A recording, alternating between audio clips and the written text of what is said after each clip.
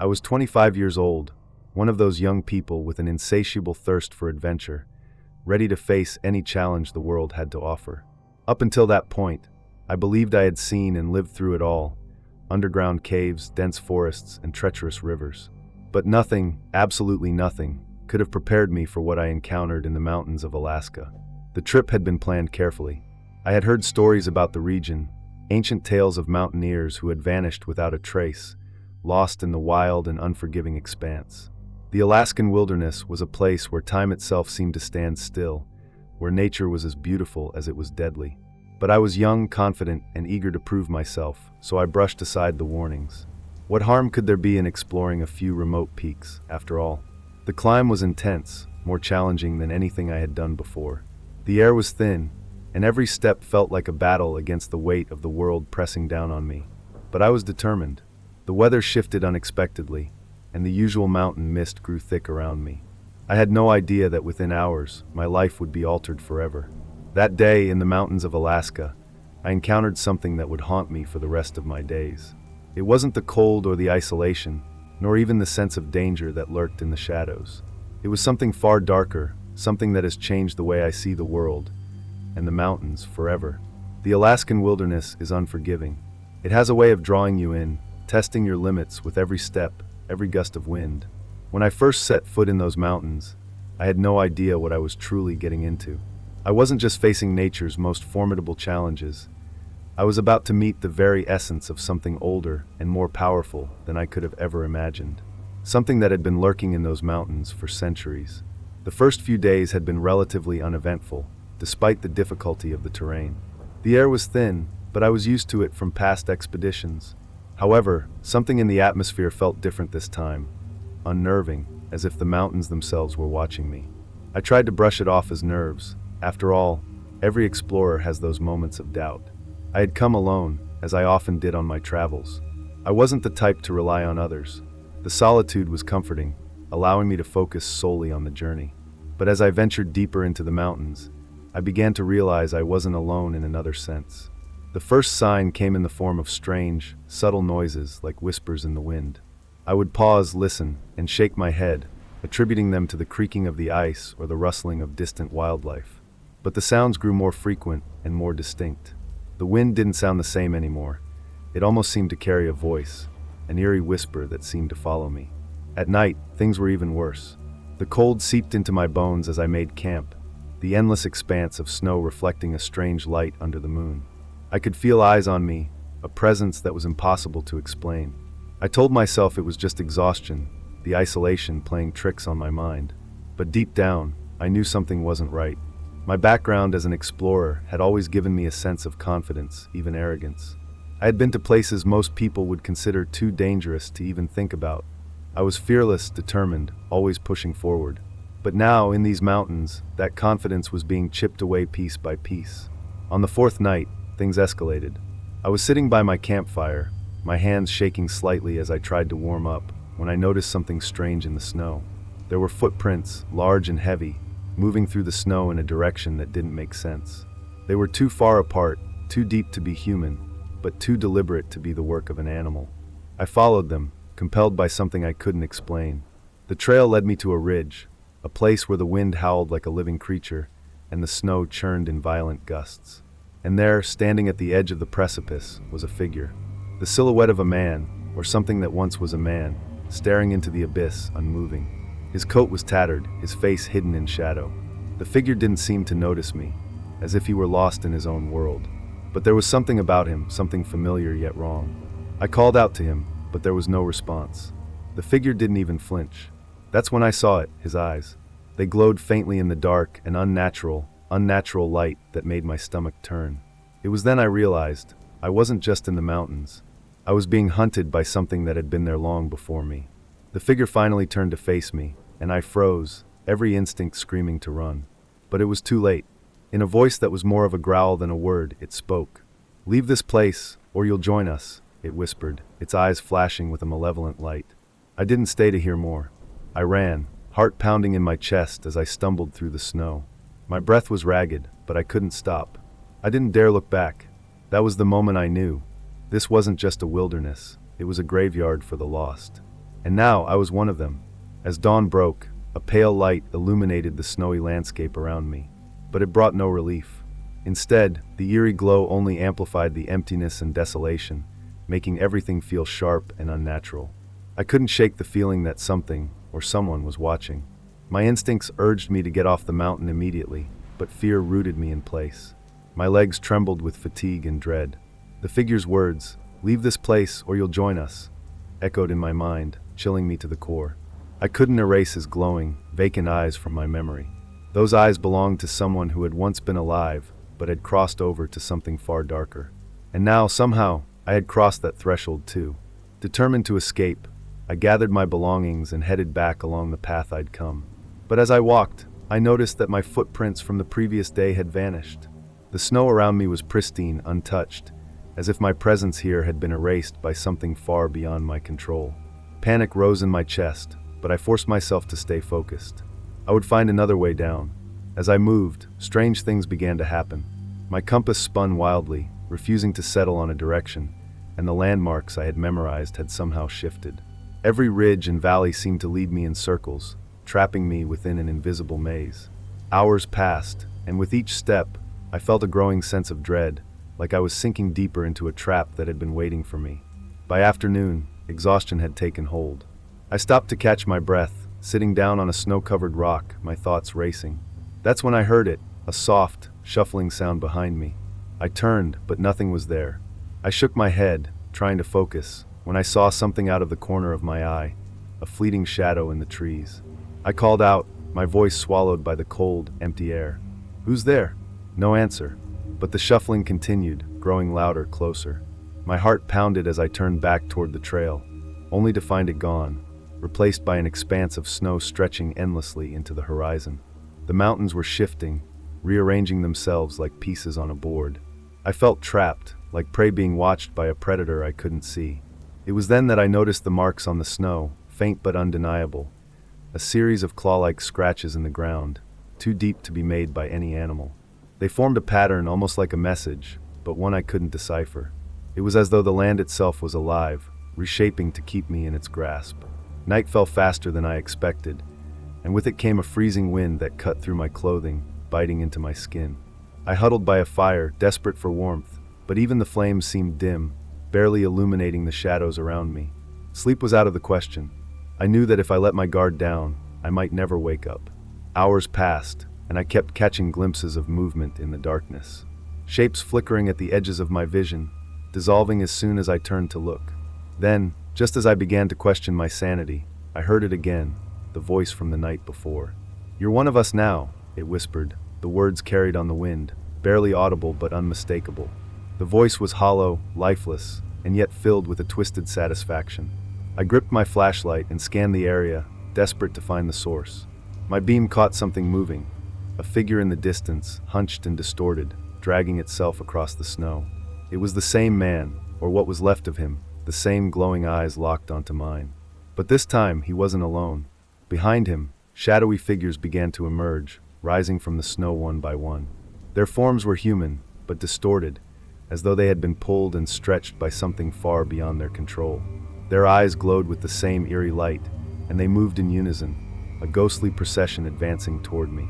I stumbled back, my mind racing. Every rational thought vanished, replaced by a single, overwhelming instinct: run.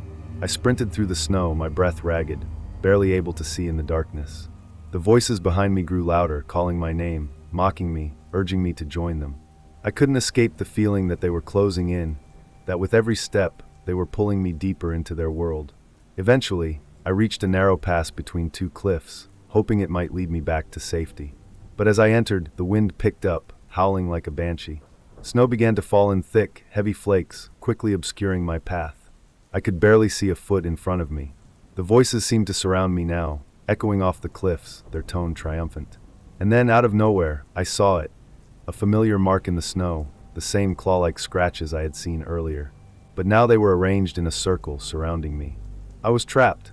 Desperation took hold, and I screamed, a raw, primal sound that echoed into the void. I felt the weight of the figures closing in, their presence pressing down on me from all sides. They were waiting, watching, their glowing eyes filled with a cold, malevolent patience. Just when I thought I could go no further, the ground beneath me shifted. I stumbled, my foot catching on something solid and metallic.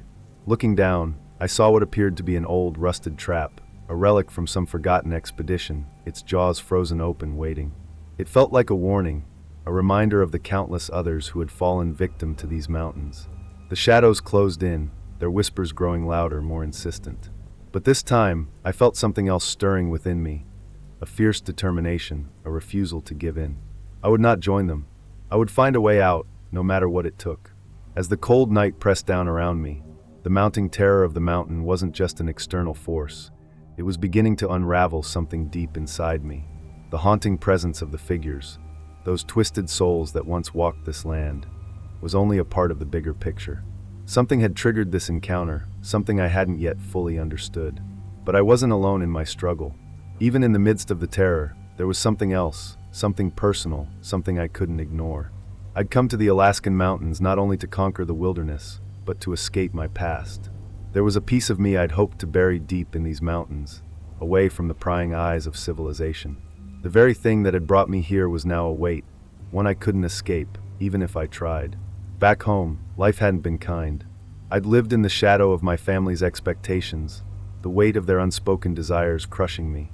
My father was a man who believed in conquering, in achieving. A former war vet turned businessman, his ambition had no limits. He had wanted me to follow in his footsteps, to inherit his empire. But I had always felt the disconnect, the weight of the world he had built for me, not the life I craved. I turned to travel as a means of escape, a way to live without his ever-present gaze. The mountains, in all their brutal and unforgiving majesty, seemed like the perfect place to forget. Alaska was meant to be my fresh start, my opportunity to carve out my own identity. But here I was, lost in a nightmare far beyond any trauma I had left behind. The mountains were not just physical, they were symbolic of everything I had tried to outrun. The darkness that lived here was mirroring the darkness within me. As the figures grew nearer, I couldn't help but reflect on the other relationship that had influenced my choices. Isabella. She had been my anchor, or so I had thought. A fellow traveler, we met during a trek in South America years ago. At first, it was just a fleeting connection, a momentary bond formed from shared experiences and adventures. But over time, she had become my partner, someone I thought I could trust, someone I thought I could love. Yet, there had always been something off about Isabella.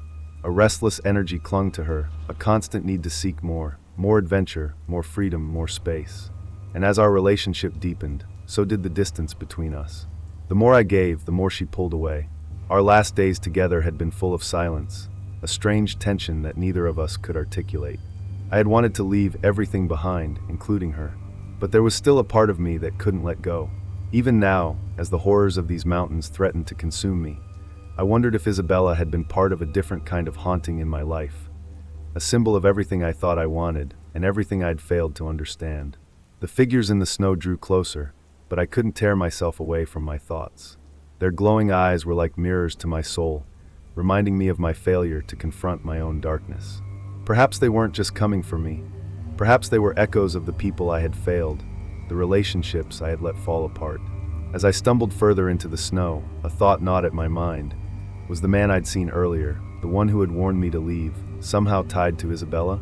The memories flooded back, moments I had shared with her in the same way, when she had seemed a part of something larger, something that I couldn't quite understand. I remembered the last time I saw Isabella.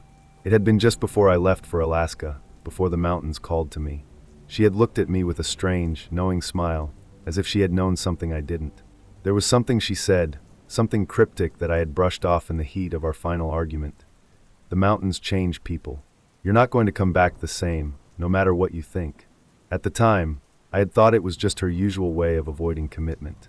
But now, with the figures advancing and the air growing colder by the second, I wondered if there had been more truth in her words than I had realized. Had she known something I hadn't?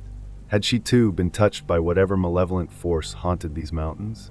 I snapped out of my reverie as the figures in the distance began to move again, this time in unison, their long limbs stretching toward me as though drawn by some invisible thread.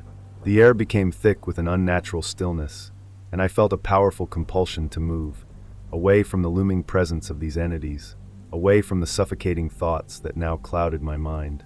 But it wasn't just the figures. Something else was shifting, something more insidious. As I ran, a part of me recognized the terrain had begun to change. The snow that had once been soft and powdery was now hard, icy, the surface slick with frost. The mountains were no longer silent. They whispered, their voices carried on the wind, as though the very land was alive, aware of me, aware of my presence. I looked up to the sky, the dark clouds gathering in a swirl above. The wind howled, but not in a way that was natural. It wasn't just the wind, it was a voice calling me, drawing me closer to something I wasn't ready to face.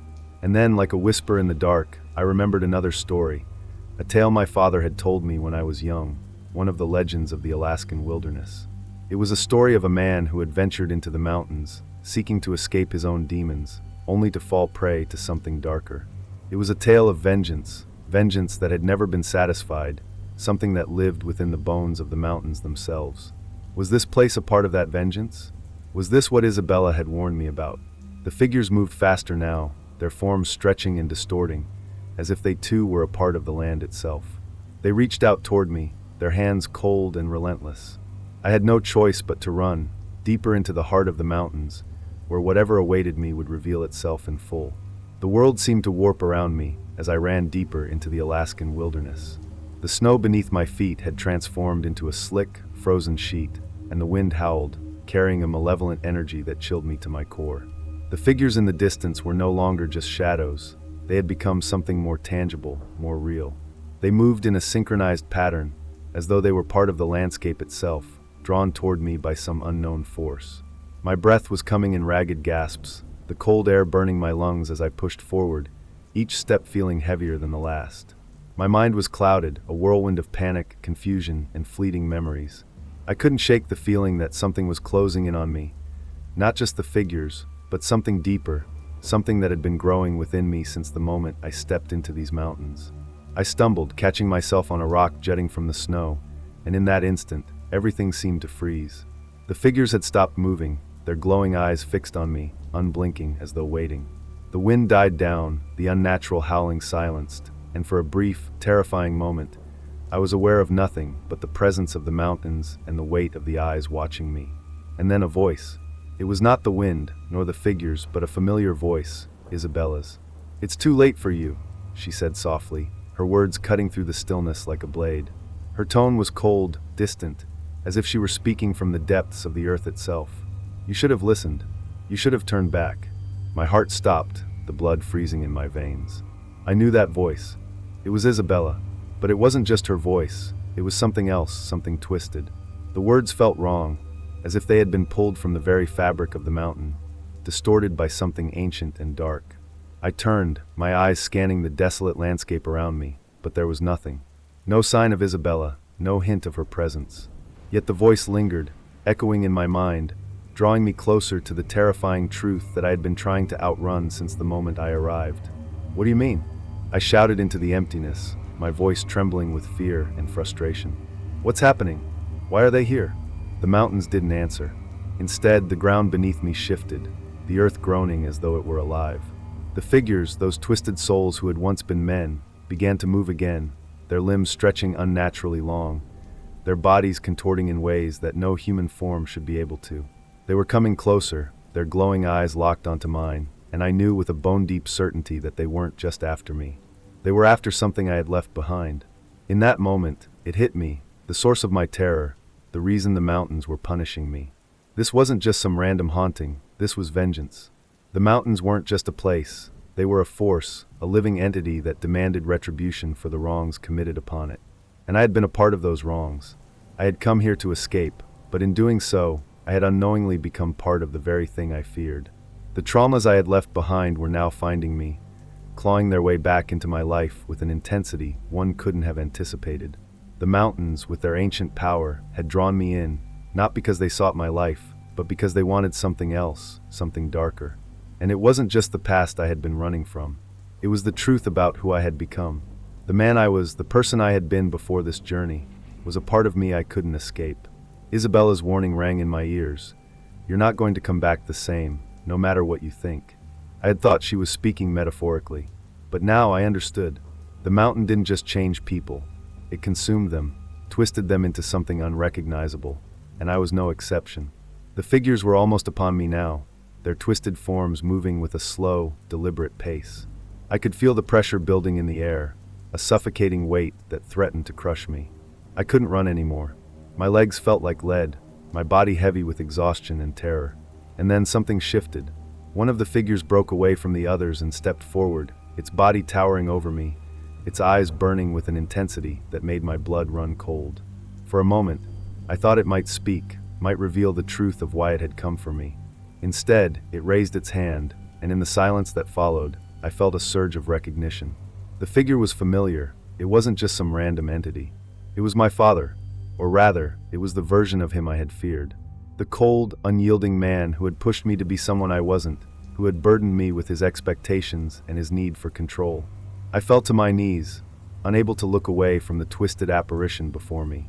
The figure didn't speak, but its presence spoke volumes. It was as though it were judging me, reminding me of everything I had tried to escape, everything I had failed to reconcile. "You've come here to forget," the figure said, its voice hollow and echoing in the empty air. But the mountains never forget. They never let go. And in that moment, I understood. The mountains hadn't just been calling me. They had been pulling me toward my own reckoning. The guilt, the pain, the fears I had tried to bury, they were all here, embodied in this twisted figure of my father. The vengeance I had been running from wasn't just the mountains, it was mine. And now I had to face it. The ground beneath me cracked, and I felt the earth shifting beneath me as though it were swallowing me whole. The figures began to close in, their shapes becoming more defined, more real with each passing second. My father's form was the last to dissolve into the darkness, but I could still hear his voice, faint but clear, calling me towards something deeper. I couldn't run anymore. The truth was here, and I had to face it. The mountain, with its ancient, unyielding presence, did not relent. I collapsed to the snow, my body shaking uncontrollably, not just from the cold, but from the weight of the realization that had slammed into me like an avalanche. The twisted figures were still there, their eyes fixed on me as I struggled to comprehend what had just happened. The world around me felt distorted, like a nightmare I couldn't wake up from. My father's figure had vanished, but his voice echoed in the recesses of my mind, and with it came a flood of memories, things I had buried, things I thought I could outrun. The past, the trauma, the guilt, it all rushed back in that moment, suffocating me, as though the very mountains were forcing me to confront my deepest fears. I could still hear the crunch of boots in the snow, the low, guttural growl that seemed to emanate from the earth itself, as if the mountains were alive, watching, waiting. The figures, my father, Isabella, all of them, were gone, but the chill that settled deep in my bones remained, and it wasn't from the temperature. It was something much colder, something that had burrowed deep inside me. The realization hit me like a slap.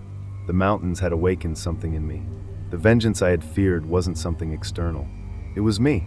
The mistakes I had made, the wrongs I had committed, the things I had buried. This was my reckoning. I couldn't keep running. I couldn't outrun myself anymore. The only choice left was to face it, to deal with the consequences of what I had done and how I had lived.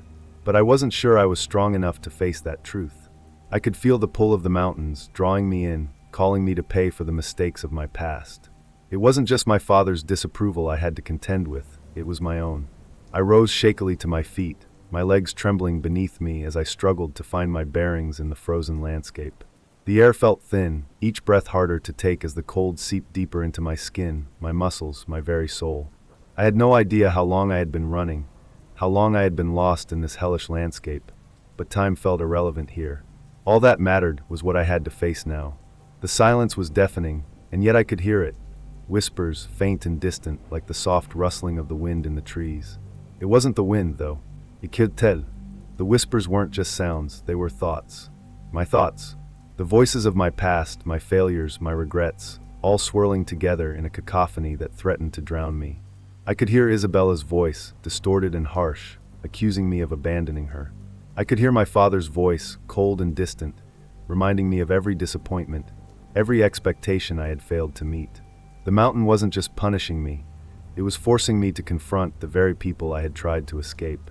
I staggered forward, not sure of where I was going, just needing to move. My mind was spinning.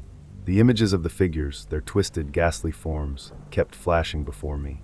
The way they moved, the unnatural way they stretched and contorted, as though they were not just human beings, but something far older, something far darker.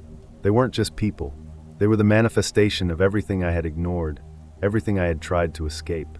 The mountain had called them into existence as a reminder of the things I couldn't outrun. A sudden noise snapped me from my reverie, a sharp crack in the snow, like something breaking. I spun around, my heart hammering in my chest, and that's when I saw it. At the edge of the clearing, there was a figure cloaked in shadows, standing still, watching me. My breath caught in my throat as I took a step back, recognizing the outline of a person. No, not just any person. It was Isabella. She was standing there, her figure hazy, almost like a mirage, but it was unmistakable. Her eyes were hollow, her face pale, and her hair whipped around her face in the howling wind. "Isabella?" I whispered, my voice barely audible above the wind. "How?" She didn't answer at first. She simply stood there, her eyes locked on mine, as though she were waiting for me to come to terms with the truth.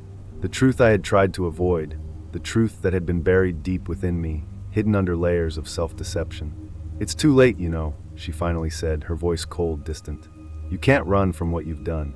You've sealed your fate, just like I sealed mine." I took a step toward her, my legs unsteady beneath me.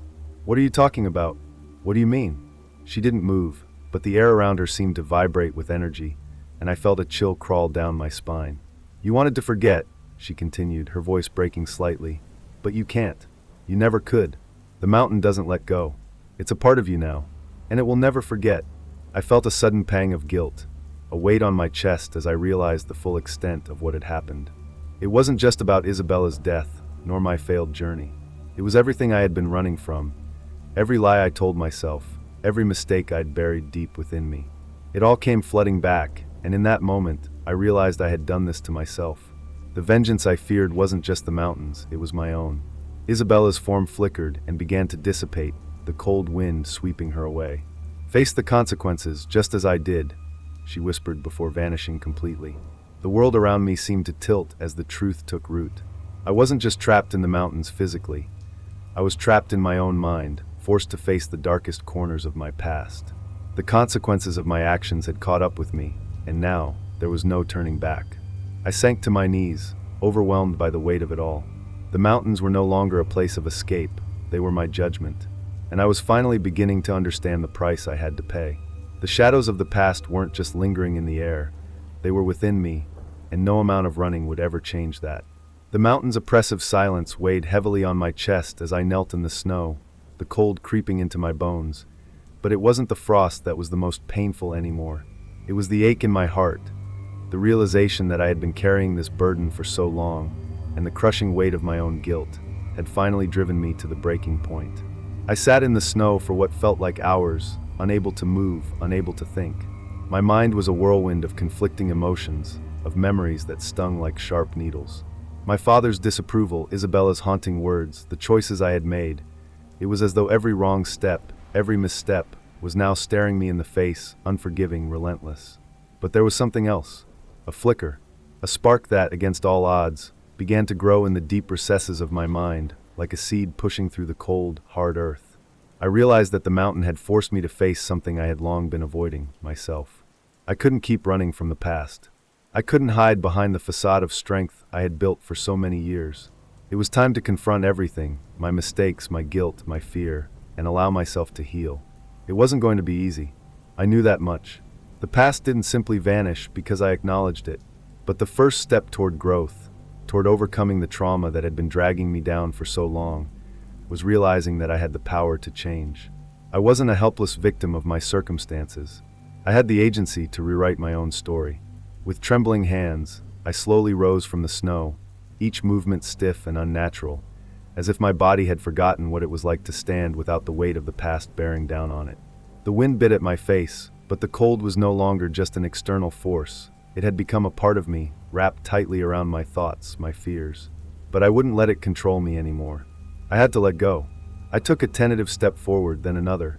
It was painful, each step a reminder of how far I had fallen, how deeply I had buried the parts of myself that I feared to face.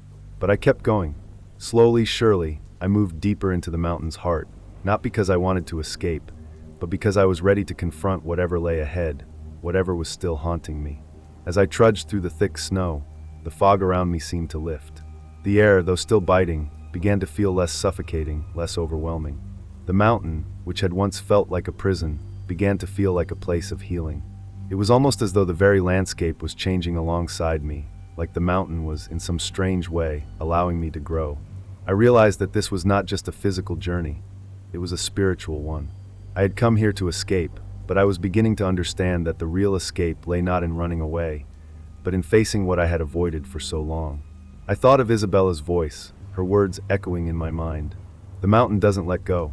It's a part of you now, and it will never forget. I had feared that this was a curse, that the mountain's hold over me was something I couldn't escape, something that would define the rest of my life. But now I saw it differently. The mountain was a reflection of me, a mirror that showed me my greatest fears, my deepest regrets. But it also showed me the path to redemption. I had been running from myself, running from the truth that had haunted me for years. But now, I knew that the only way forward was to face those truths head on. I had made mistakes, grave ones. I had hurt the people I loved. I had abandoned them when they needed me most. But those mistakes didn't have to define me. They didn't have to be the end of my story. I could still choose to change. I could still choose to be better. The past couldn't be erased, but it didn't have to control my future. For the first time in what felt like an eternity, I felt something inside me shift. It wasn't just the weight of the past lifting, but the weight of self-blame, of self-loathing. I had spent so long punishing myself, blaming myself for things I couldn't undo. But now I understood that I had to forgive myself. I had to make peace with the mistakes I had made and learn to live with them. They were a part of me, yes, but they didn't define me. And just like that, the fog in my mind began to clear. The twisted figures, the haunting whispers, they were no longer so terrifying. They were no longer the embodiment of my fears. Instead, they were the past, standing before me not as my captors, but as my teachers. The ghosts of my past had come to show me that I had the power to choose my own path. The choice had always been mine, even if I had been too blinded by guilt to see it. The snow crunched beneath my feet as I pressed forward, no longer feeling trapped, no longer feeling as if I was walking in circles, both literally and metaphorically. The mountain no longer felt like an enemy. It felt like a witness to my journey, a witness to my growth. I stopped for a moment, breathing in deeply, feeling the cold air fill my lungs. It was harsh, unforgiving, but it also felt like life. I wasn't just surviving this place anymore. I was becoming a part of it, as it was becoming a part of me. I was no longer running from the mountains. I was running toward them, toward my own healing. The storm had passed, and with it, something inside me had shifted. The trauma, the fear, the guilt, they hadn't disappeared, but I was no longer letting them control me. I could feel the energy of the mountains coursing through me, not as a force of destruction, but as a force of transformation. And so, as I stood there, surrounded by the vast, snow-covered wilderness, I made a vow to myself. No matter what came next, no matter what challenges lay ahead, I would continue forward. I would no longer be a prisoner of my past, my guilt, or my fear. I was ready to move forward, ready to face whatever awaited me, because for the first time in years, I finally felt like I was free. The cold bite of the Alaskan wind was relentless, but it wasn't the chill that kept me awake at night. It was the overwhelming pressure, the knowledge that the end was drawing near, that the mountain was pushing me towards something inevitable, something that I could no longer avoid. There was no turning back now. I had spent weeks alone, battling the unforgiving elements, trying to outrun the ghosts of my past. But in the end, I knew that my journey wasn't just about surviving the wilderness. It was about confronting something deeper, something I had buried beneath layers of pain and regret. The mountain had given me no choice but to face myself, and now, as the days grew shorter and the nights colder, I could feel the weight of everything I had been avoiding closing in on me. I was close now. I could sense it in the way the landscape had changed, the way the winds howled through the peaks, like a warning, like the mountain itself was preparing for what was to come. The air felt thick, charged with a certain energy, as if the entire world was holding its breath. And I too was holding mine, the calm before the storm. The darkness was closing in, both outside and within me. The mountain was no longer just a backdrop to my journey. It had become a character in its own right, an ever-present force that had both shaped me and broken me. Every step I took seemed to draw me further into its grasp, and I knew that whatever happened next would force me to make a choice. One that would decide not only my fate, but the fate of everyone I had left behind. I thought about Isabella. The anger, the betrayal, the unspoken words that hung between us like a storm cloud, waiting to burst. She had never understood why I left, why I chose the mountains over her, over our life together. I had thought it was a journey of self-discovery, a quest to find meaning in a world that had felt increasingly hollow. But now I saw it for what it truly was, a way to escape. To escape the pain of losing her, of losing myself. To escape the part of me that had made decisions I couldn't undo. And my father, his disappointed eyes, his cold silence when I returned home after the accident, the way he never spoke of the mountains again. He had never approved of my reckless ambition, my obsession with adventure. He had warned me again and again that the mountains would claim me, that they would take from me what they had taken from him. But I had been stubborn, determined to prove him wrong. I had ignored his warnings, convinced that I could master the mountains, convinced that they were mine to conquer. Now I could feel his presence in the very air around me, like a shadow watching, judging. I had come to this place to escape him, to escape the weight of his expectations, but in the end, I realized I had only carried his disapproval with me. It had seeped into everything I did, into every choice I made. And now, in the silence of the mountains, I could no longer run from it. The winds had started to pick up again, swirling around me with a fury that felt personal, as though the mountain was testing me, challenging me to face what I had tried so hard to forget. Each gust of wind felt like a reminder of the people I had abandoned, the mistakes I had made. The past was no longer something I could hide from. It was here, in the very fabric of the mountain, in every step I took. The deeper I ventured, the more the landscape changed. The air grew colder, thinner. The snow became more treacherous, the footing unstable. It was as if the mountain itself was trying to push me back, to make me turn around. But I couldn't. Not now. Not when I was so close to the truth. I knew that the final confrontation was coming, that it was inevitable. I could feel it in my bones, in the way the air seemed to crackle with anticipation. The mountain had been my prison, my tormentor, and now it was my judge. It would decide my fate, but I also knew that this time, I would face it head on. I had spent so long running from my mistakes, from my guilt, but now, I was ready to stand tall, ready to confront whatever darkness still lingered inside me. I had to confront Isabella. I had to confront my father. I had to confront myself. I had to face the past, no matter how painful, no matter how much it scared me. The storm was coming, I could feel it, and I knew it was my final test. It wasn't just the physical storm of snow and wind that was closing in. It was the storm of my past, the storm of the choices I had made, the storm of everything I had tried to bury. The mountain was drawing me in, and I had no choice but to let it. There was no more running. The wind screamed in my ears as I climbed higher, my every movement deliberate, slow, as if each step I took was a conscious choice to face what was coming. The mountain was no longer an escape. It was a reckoning. The final confrontation was near. The storm was gathering force, the sky darkening with the promise of something catastrophic. I had no illusions now. The mountain would take what it was owed. It would take everything if necessary. But this time, I would face it without fear. I would face it with every ounce of strength I had left. The choice was mine, and there was no turning back. The storm had arrived in full force. The winds howled like wolves, relentless and unforgiving, tearing at my clothes, battering my face with stinging ice. The mountains, once silent and imposing, now felt alive, angry, vengeful. The snow had turned into a blinding white wall, each flake a sharp needle that tore into my skin. But it wasn't the cold that consumed me now. It was the realization that I had reached the very edge of everything. My past, my decisions, my fate. I could barely see through the storm. My breath came in ragged gasps, my vision clouded by the furious wind and snow. But I didn't stop. I couldn't. The peak was within my reach. The place where everything would be decided. Where I would either be swallowed by the mountain or rise above it, finally confronting the ghosts that had haunted me for so long. With every step, memories and regrets flared to the surface. My father's disappointed eyes, Isabella's cold silence, my own inability to face the consequences of my actions. They crowded my mind, suffocating me. But there was no escape. Not here. Not now. I had come too far to turn back. I stumbled, the icy ground slipping beneath my boots, and for a moment, I felt myself falling. The familiar panic surged through me, that sense of losing control, of being at the mercy of forces far greater than myself. But then, something inside me shifted. Something fierce and unyielding. I wasn't going to fall this time. I wasn't going to let the mountain have its way with me. I had made it this far, and I would finish what I started, no matter the cost. I pulled myself up, my muscles burning, the weight of my exhaustion threatening to break me. But I fought against it, pushing forward with every ounce of strength I had left. The mountain didn't care about my pain, my guilt, or my regrets. It was indifferent, a force of nature with no room for mercy. But that indifference was what had drawn me in. The mountain didn't care about me. Its only concern was what I could give.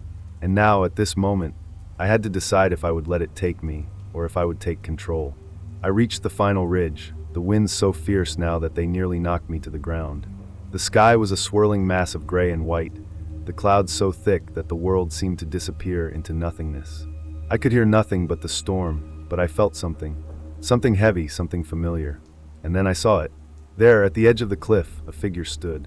At first, I thought it was my mind playing tricks on me. The storm, the exhaustion, maybe I was hallucinating. But as I took a step closer, my heart froze. The figure didn't disappear.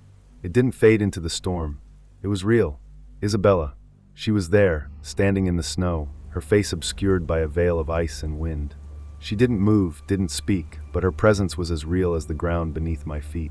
The figure of her, the woman I had abandoned, the one I had pushed away in pursuit of something I thought would give me meaning, was now here, at the very peak of my journey, at the end of it all. My heart pounded in my chest, the realization hitting me like a freight train. This was it. This was the reckoning. The mountain wasn't just testing me physically. It had brought me here, to this moment, to face the very consequences of my decisions. It had brought Isabella back to me, not as a memory, but as a living, breathing manifestation of everything I had done wrong. I reached out to her, my voice hoarse from the wind. "Isabella, how are you here?" She didn't respond. She simply turned, her eyes hidden behind the snow that clung to her face like a mask. I tried again, my words breaking through the storm. "I'm sorry. I never meant to hurt you." But the wind swallowed my words, and Isabella's figure remained still, her back to me, her presence like an anchor, dragging me deeper into the storm. I took another step, and another, until I was standing just a few feet away from her, the snow swirling around us like a tempest. But she didn't acknowledge me. She didn't even move. Then, with a sudden, shocking clarity, I understood. This wasn't about her. This wasn't about seeking her forgiveness or absolution. This wasn't about the past or the mistakes I had made. This was about me. The mountain had brought me here, to this final moment, so I could face the truth of who I had become. It had stripped away everything, the false narratives I had built around my own actions, the excuses I had told myself, the belief that I could outrun my guilt. The storm was the final test, and Isabella wasn't here to torment me. She was here to show me that my journey had always been about one thing: redemption. As I stood there in the freezing wind, I realized that I wasn't going to find redemption in the mountains, or in her, or in any external place. It had to come from within me. I had to stop running. I had to stop blaming the mountain for my choices, and I had to start accepting responsibility for them. And with that realization, something in me shifted. I turned away from her, away from the storm, and looked out over the jagged peaks, the horizon barely visible through the blinding snow. The path ahead was unclear, but for the first time, I felt a sense of peace. Not because I had fixed everything, not because the storm had stopped, but because I had faced it. I had faced the past, the guilt, the storm, and I was still standing. Isabella's figure disappeared into the whiteout, and for a moment, I thought I saw my father's shadow in the swirling snow. The mountain was testing me, yes, but it was also giving me the chance to forgive myself, to let go of the anger and regret that had held me captive for so long. The storm was still there, but it no longer felt like an enemy. It felt like a final cleansing, a way to move forward. The storm began to fade, not in a dramatic silence, but in a slow, quiet retreat. The winds lessened, the snow softened, and the once imposing mountains seemed to release their grip on me, as if allowing me the chance to breathe. The final test had passed, and for the first time in what felt like a lifetime, I could see clearly. Not just the snow-capped peaks or the horizon stretching beyond, but the path forward, however uncertain it might be. I stood there on that ridge for what felt like hours, letting the cold wash over me, allowing my body and mind to recalibrate after the overwhelming rush of fear, anger, and regret. In the distance, the faint outline of the base camp loomed like a distant dream. I had arrived at the peak for a reason, to face what I had ignored for so long. But now I understood. The mountain, the storm, the isolation, it had all been a mirror, showing me the parts of myself I had refused to confront. I had spent so long running away from my past, my father's disappointment, Isabella's heartbreak, my own failures, thinking that conquering something as grand as these mountains would somehow exonerate me. But the truth was far simpler. No mountain could fix the damage I had done. There was no grand victory waiting for me at the summit. Instead, the mountain had offered me something much more valuable, a chance to forgive myself, a chance to stop running. As I descended, the path now familiar, I thought about the journey I had been on, not just the physical climb, but the emotional one. I had fought against everything, the elements, my own fears, the weight of my past, but I had also grown. Maybe redemption wasn't something that happened in an instant. Maybe it wasn't about one big moment, one grand act. Maybe it was about the choices we make every day, even in the face of overwhelming odds. Maybe, just maybe, it was about understanding that we don't have to carry our mistakes forever, that there's always a way forward, even if it's unclear. The mountains would always be there, looming, intimidating, unforgiving, but I was no longer the same person who had arrived at the base all those weeks ago. I had faced the darkness and had come out the other side, scarred but stronger. When I finally reached the base camp, I took a moment to look around, to take it all in. The cold air felt less biting now, the horizon less oppressive, and as I turned toward the road that would lead me back home, I felt a weight lift from my shoulders, a weight I hadn't even realized I was carrying. The trauma of the mountains, the fear, the guilt, it was all still there, but I wasn't defined by it anymore. I was ready to move on, to live in the present, to stop being the victim of my past mistakes. And maybe, just maybe, that was the truest form of vengeance, not to conquer the world, but to conquer oneself. Years have passed since that fateful journey, but the mountains still linger in my mind. The scars remain, not as reminders of fear, but as symbols of growth. I've returned to the world I once tried to escape, wiser, more at peace. Isabella and I never spoke again, but I no longer carry the weight of her absence. The mountain, in its relentless way, gave me something far more important than triumph. It gave me the freedom to let go. I've learned that the true climb is not up the peaks, but within. And now I walk forward unafraid. If you found this journey as gripping as I did, don't keep it to yourself. Share your thoughts, your own experiences, or your interpretation of what it means to face your fears. Is there a mountain in your life you've been avoiding? Drop a comment below, and let's start a conversation. If this story resonated with you, hit that like button and subscribe for more. There's always another adventure, another tale, just around the corner. And who knows, maybe the next one will be the one that truly changes everything. Keep climbing, keep searching. See you on the next journey.